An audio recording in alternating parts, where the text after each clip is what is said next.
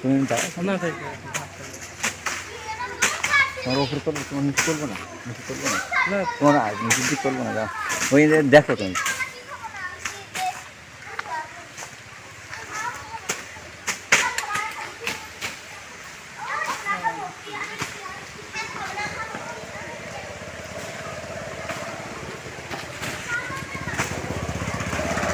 Uncle, আপনারা কি করেন? এই বৃষ্টি মাথায় জঙ্গল কাটেন কেন? বাংলাদেশ ইসলাম ছাত্র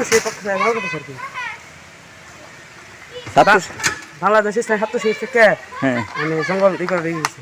ডেঙ্গু বাসা তো বৃষ্টি নামে ডেঙ্গু পানি জমে, ডেঙ্গু বাসা তাই সংগঠন তোমাদের কি টাকা পয়সা দেবে নাকি? না না, টাকা পয়সা দেবে না।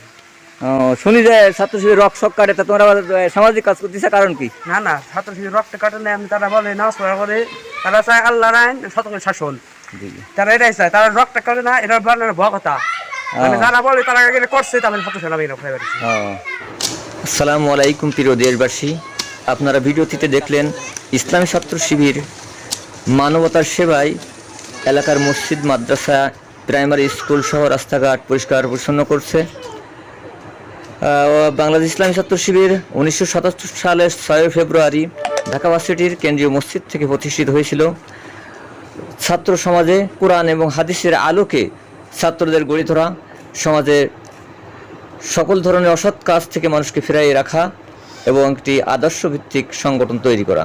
কিন্তু বাংলাদেশের একটি কুচক্রী মহল, কিছু ইসলাম বিদ্বেষী রাজনৈতিক দল, যারা ব্যক্তিগত সুবিধা ফায়দা লুটার আশায় বাংলাদেশ ইসলামী ছাত্র শিবিরকে বিভিন্নভাবে অপবাদ দিয়ে থাকে। কিন্তু 24শে জুলাইয়ের আন্দোলনের পরে বাংলাদেশের মানুষ বুঝছে ছাত্র শিবির একটি আদর্শের সংগঠন। তাই আসুন ছাত্র শিবিরের সাথে আমরা কাজ করি।